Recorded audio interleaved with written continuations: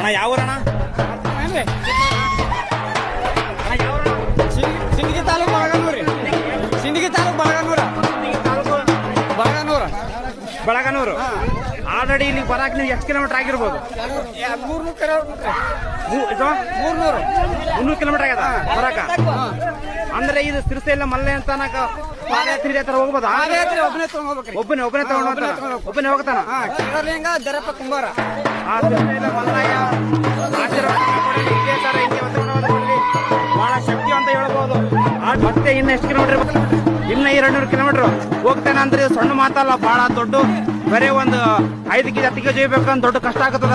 61 KG ಇದೆ ತರ ಹೋಗ್ತಾನ ಅಂದ್ರೆ ಇದು ಮನುಷ್ಯ ಅಂತ ಹೇಳ್ಬೋದು, ದೇವ್ರ ಅಂತ ಹೇಳ್ಬೋದು. ನನಗೆ ಒಂದು ಅರ್ಥ ಆಗೋದು ಅಂದ್ರೆ ನೋಡೋಣ ಮುಂದೆ ಅದೇ ತರ ಹೋಗೋಣ. ಇದು 2ನೇ ಬಾರಿ ಅಂತ ಇದೇ ತರ ಹೋಗೋದು. ಇದು ಸದ್ಯಕ್ಕೆ ಈಗ 2025ರಾಗ ಇಷ್ಟು ಇಂತ 61 ಕೆಜಿ ಹೋತಾನಪ್ಪ ಅಂತಂದ್ರೆ ಸಣ್ಣ ಮಾತಲ್ಲ.